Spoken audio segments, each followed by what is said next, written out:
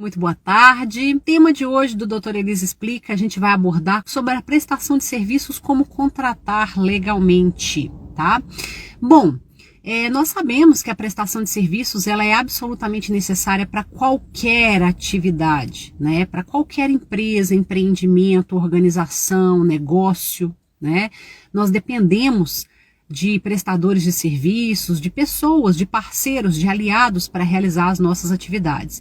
E um dos grandes desafios para os empreendedores, né, para as empresas, é como contratar legalmente, sem fazer aquela contratação que é apenas de boca e que não tem nenhum tipo de tributação, que não se presta contas do que se está fazendo.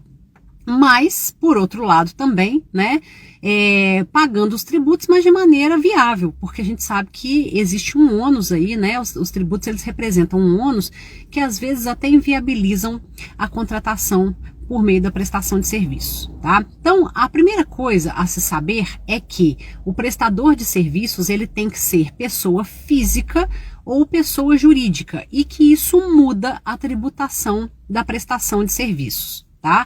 Se eu vou contratar uma pessoa física, essa pessoa física, o documento que ela vai me emitir por essa contratação de serviços, né, por essa prestação de serviços, é um RPA, um recibo de pagamento de autônomo. É um recibo simples, feito no computador, em que a pessoa diz que recebeu do senhor fulano de tal ou da empresa tal, valor X referente à prestação de serviços. O que esse recibo tem de diferente, tá? O que ele tem de diferencial? É o fato dele discriminar o pagamento dos dois tributos que vão recair sobre a prestação de serviços da pessoa física. Quais são eles? O primeiro é o ISS-QN, ou apenas ISS, é o tributo sobre a prestação de serviços, né? Ou seja, aquele que se paga toda vez que se presta serviços. E essa alíquota, né, o percentual do tributo cobrado de ISS-QN varia de município para município, né? É um tributo municipal. Eu tenho que saber o local da prestação de serviços para definir quanto vai ser retido daquele prestador de serviços a título de ISS-QN, tá? E o outro tributo é o INSS, que é uma contribuição social, se paga a previdência social toda vez que se trabalha, qualquer que seja a modalidade de trabalho, né? Normalmente o prestador paga 11% de INSS. Então, veja bem, contratei uma pessoa física, tá? Vou ter que emitir um RPA, recibo de pagamento de autônomo, suponhamos que seja uma contratação de R$1.000. O que vai ser descontado, tá? Nesse RPA, nesse recibo simples de computador, tá? Então, daquele recibo simples de computador, eu vou descontar o ISS-QN, que é o imposto sobre serviço de qualquer natureza, que varia, o percentual varia de município para município, tá, pessoal? E aqui em Belo Horizonte, para dar um exemplo a vocês, a maioria dos serviços é tributado em 5% de ISS-QN, e além do ISS-QN, o que mais vai recair é o INSS, que o prestador tem que pagar, tá? E o tomador do serviço, o contratante, tem que pagar também. Então, lá no recibinho, vamos lá voltar no nosso exemplo. Prestação de serviço de R$1.000. Vai estar lá descontado. Suponhamos que seja aqui em Belo Horizonte, né? ISS-QN de 5%. Vai estar lá descontado R$50 de ISS-QN. E vai estar descontado R$110 de INSS, porque é 11% sobre o valor da prestação de serviço, tá? Somando isso, a gente ficou com uma carga tributária de 16%, né? Então, ao invés da pessoa receber R$1.000, ela vai receber R$1.000 menos R$160, né? 110 de INSS, 50 de ISS-QN. Vai sobrar quanto para ela receber? Vai sobrar 840, tá? Então, o recibo vai estar escrito assim, ó. Recebi do senhor fulano de tal a quantia de R$840, referente a uma prestação de serviços X de R$1.000, tendo sido descontado R$50 de ISS-QN e R$110 de INSS. Ponto. Está regularizada a prestação de serviço. Qual é o problema disso? O problema é que se o contratante for pessoa física, ele vai ter que pagar 20% de INSS por fora. Então, sobre essa prestação de serviço de R$1.000, ele teria que recolher para o INSS mais R$200 de tributo. E se esse contratante for uma empresa?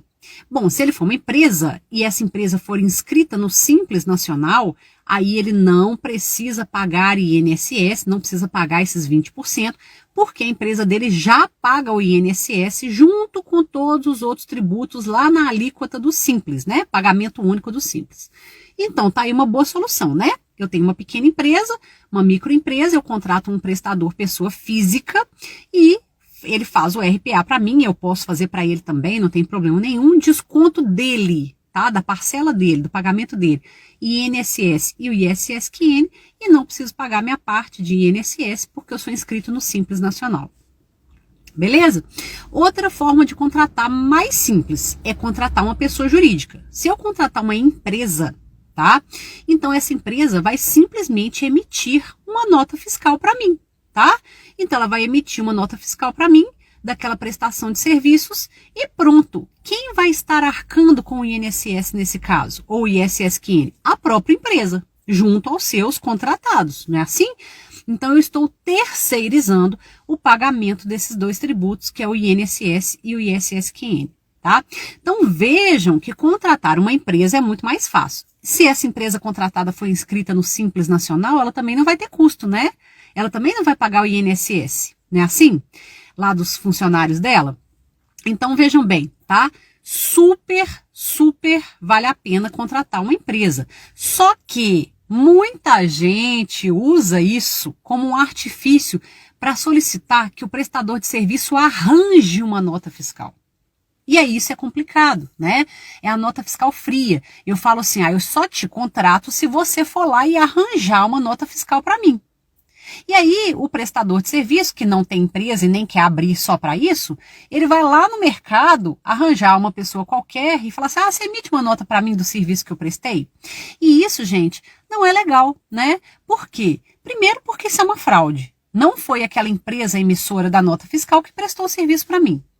Já está errado, né? E em segundo lugar, e o meu prestador de serviço?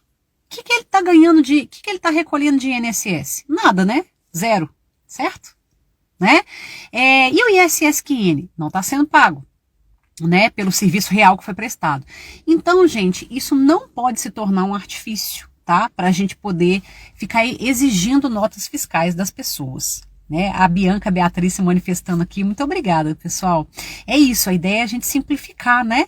Dar real de como é que funciona essa tributação e simplificar, porque é simples, né? Não é tão difícil assim da gente entender. E aí, tá? Essa questão de contratar pessoa física ou pessoa jurídica, hoje a gente tem um cenário também interessante com a possibilidade da abertura dos MEIs, né? Os microempreendedores individuais. Isso é outra dúvida que muita gente tem. Gente, MEI não é empresa. O MEI é um empreendedor pessoa física a quem a lei permitiu que tenha um CNPJ. Tanto é assim que ele não é inscrito na junta comercial. Ele é inscrito no Portal do Empreendedor, que é um site mantido pelo governo, obviamente, mas é um site, né? Então, esse microempreendedor individual, ao ter direito a um CNPJ, ele pode sim emitir nota fiscal. E ele não tem nenhuma tributação para isso, a não ser um tributo mínimo que ele paga mensalmente para manter esse MEI em funcionamento, que é, acho que 50 e poucos reais, tá? Então é uma boa solução. A questão é que nem todas as atividades podem ser enquadradas como MEI. Tá?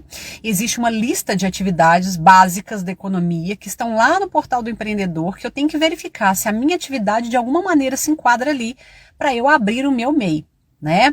E então é uma possibilidade, tá? Mas lembrando que o MEI, tá? O MEI ele pode emitir nota fiscal, ele pode ter CNPJ, é ótimo, mas ele tem um limite, tá? Ele só pode emitir R$81 mil de nota fiscal por ano. Tá? Então, ele só pode faturar legalmente, mediante emissão de nota, tá? Este valor por ano. E ele também não pode ser sócio de nenhuma empresa, né? Porque a lei entende assim, se ele pode ser empresário, então ele não precisa do MEI, né? O MEI foi pensado para atividades básicas da economia, né? Então, a Beatriz está dizendo aí, ó, que ela passa muito por isso, que ela tem MEI, né? Ela tem uma loja e que ela emite nota somente nas vendas. Exatamente, Beatriz, para você se manter nesse limite do que o MEI permite, né? Que é 81 mil. Então, assim, aí a Beatriz pergunta assim, que ela sabe que como advogada ela não pode ter MEI, né? Sem dúvida, Beatriz, isso aí é um limite da nossa profissão, né? Nós somos profissionais liberais, né? Nós advogados, e nós temos um tipo de pessoa jurídica próprio, né? Que é inclusive constituído na junta, não é na junta comercial, é junto ao OAB, né? A gente abre o nosso escritório junto ao OAB, mas a gente adota uma estrutura parecida com a estrutura das empresas. A gente segue a mesma legislação tributária, as mesmas normas, mas a gente não pode constituir MEI e não pode abrir empresa junto à junta comercial, né? A gente tem que constituir na OAB. O meu escritório, por exemplo, é uma sociedade unipessoal, né? Que é uma figura relativamente nova no direito comercial, corresponde à sociedade limitada, só que de uma pessoa só, né? E ela é possível no meio comercial e ela é possível para advogados também, né? Nós podemos adotar isso na advocacia também. E aí a gente faz o registro junto à OAB porque somos profissionais liberais, né? As nossas empresas os nossos escritórios são sociedades simples, né? Não são empresas comerciais. Mas é isso. Então, gente, na hora de contratar, ou eu vou contratar uma pessoa física e emitir o RPA, tá?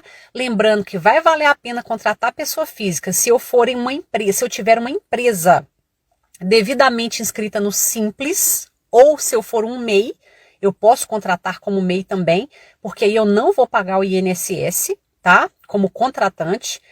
Ou eu posso contratar uma pessoa jurídica, que pode ser um MEI ou pode ser uma empresa. E aí esse MEI ou essa empresa vai simplesmente me emitir uma nota fiscal, tá bem? Vai simplesmente me emitir uma nota fiscal. E aí, gente, só lembrando que por causa dessa vantagem, né, da contratação da pessoa jurídica, não vale a pena a gente ficar obrigando as pessoas a emitir uma nota de terceiros para prestar um serviço para a gente, se a pessoa não tem empresa. Então a gente orienta essa pessoa a abrir um MEI, se possível, ou então a prestar serviço como pessoa física. A Bianca está dizendo que para a gente deixar essa live salva, vai ficar, tá, Bianca? A gente tem o apoio aqui do pessoal da Talentos Produções, do meu querido Humberto, que está com a gente aqui nessa live, e ele vai editar essa live, tá? Essa está até sendo feita aqui do carro, vocês me perdoem, né? Talvez não esteja com a melhor qualidade de imagem, mas a gente tem esse horário fixo, né? Então, para a gente não perder esse horário, eu fiz daqui mesmo. Ele vai editar e deixar no meu perfil, porque eu acho que esses esclarecimentos são realmente legais, né? Da gente voltar, olhar quando tiver dúvida, né? Vale a pena. Então é isso, pessoal. Dá para contratar a prestação de serviços legalmente. Dá para a gente contratar pagando os tributos direitinho, tanto pessoa física quanto pessoa jurídica. Seja por meio da contratação de um MEI, né? Seja por meio da contratação de uma empresa, ou por meio da contratação de uma pessoa física, né? Pagando o ISS, descontando o ISS-QN e o INSS dessa pessoa, tá? E ao mesmo tempo, tá? A gente preocupado, se eximindo de pagar o INSS se a gente for empresa, tá bem? Vocês viram que a luminosidade caiu aqui um pouquinho, né? Tem um poste aqui na rua e ele acabou de apagar a luz, né? Mas, pessoal, acho que é isso, tá? Fica aqui esse convite para a gente conversar mais sobre isso, tá? Eu acho que é um tema que vale a pena, que ajuda a gente no nosso dia a dia. E eu agradeço demais pela interação, pela participação, principalmente da Bianca, da Beatriz. Obrigada, tá, pessoal? É isso. Vamos trocando essas figurinhas jurídicas para a gente atuar cada vez melhor no mercado. Tá bem? Um grande abraço para vocês. Continuem acompanhando as transmissões. Alessandra, eu tô te vendo aí, Ale. Um beijo para você. E até terça-feira que vem, né? Com outro Doutora Elisa Explica aí às 17h30. Até mais, pessoal. Beijo. Tchau, tchau.